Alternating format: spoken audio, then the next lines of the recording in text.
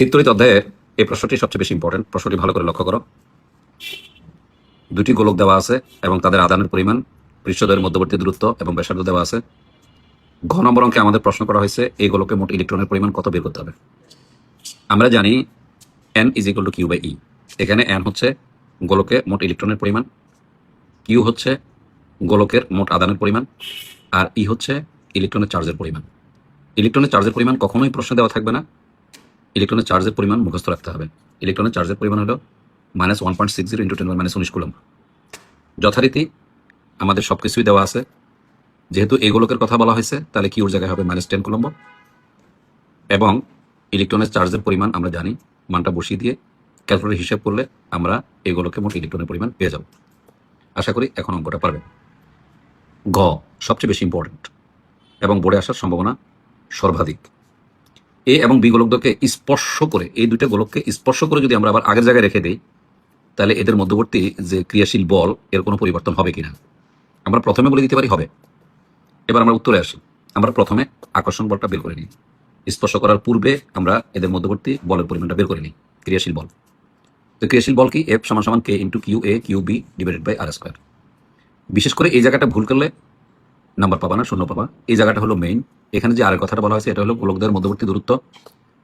আমরা জানি মধ্যবর্তী দূরত্ব সবসময় কেন্দ্র থেকে পরিমাপ করা হয়, কিন্তু আমাদের প্রশ্নে দেখা আছে পৃষ্ঠদ্বয়ের মধ্যবর্তী দূরত্ব দেওয়া আছে। তাই এই পৃষ্ঠদ্বয়ের দূরত্বের সাথে আমাকে কেন্দ্র দুটো যোগ করলে গোলকদের মধ্যবর্তী দূরত্ব পাওয়া যাবে। দেখো আমরা এখানে লক্ষ্য করো। তাহলে আমরা এই গোলকদের মধ্যবর্তী দূরত্ব R = কি পেলাম? এই পৃষ্ঠদ্বয়ের মধ্যবর্তী দূরত্ব 4 মিটার, প্রথম গোলকের ব্যাসার্ধ 0.03 মিটার, সেন্টিমিটারে দেওয়া আছে, এটাকে মিটারে রূপান্তর করে নিলাম, এবং দ্বিতীয় গোলকের ব্যাসার্ধ 0.04 মিটার, সেন্টিমিটারে ছিল, এটাকে আমরা মিটার করে নিলাম। তাহলে গোলকদের মধ্যবর্তী দূরত্ব পাওয়া গেল 4.07 মিটার। যথারীতি মানটা বসালে আমরা এই বলটা পাবো, এই মানটা আমরা পাবো, ডেফিনেটলি এই মানটা আমরা পাবো। এখন মাইনাস দ্বারা কি বোঝানো হয়? মাইনাস দ্বারা বোঝানো হয় আকর্ষণ বল। স্পর্শ করার পরে আমরা কিভাবে আকর্ষণ বা ক্রিয়াশীল বলের মানটা বের করব, এটা অত্যন্ত গুরুত্বপূর্ণ।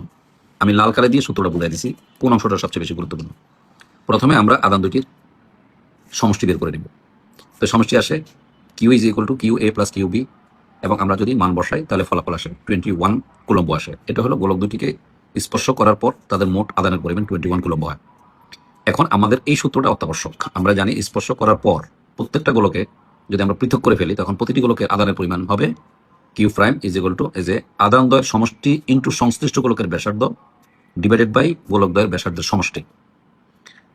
এই সূত্র প্রয়োগ করে আমরা এই যে QA' পেয়ে গেলাম। এটা হলো স্পর্শ করার পর এই গোলকের আদানের পরিমাণ, আর এটা হলো বি গোলকের আদানের পরিমাণ। এই সূত্র মোতাবেক যে সকল তথ্য দেওয়া আছে বসাইলে আমরা পাবো স্পর্শ করার পর, পৃথক করার পর তাদের এই গোলকের আদানের পরিমাণ হবে 9 কুলম্ব, এবং বি গোলকের আদানের পরিমাণ হবে 12 কুলম্ব।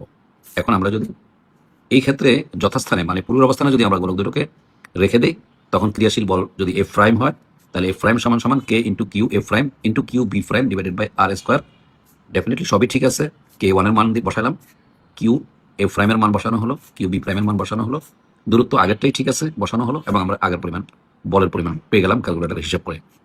আমরা যদি দুইটা আকর্ষণ বলের দিকে লক্ষ্য করি, তাহলে আমরা দেখতে পারবো যে এখানে যে আকর্ষণ বলটা পাইলাম 6.25 × 10⁻19।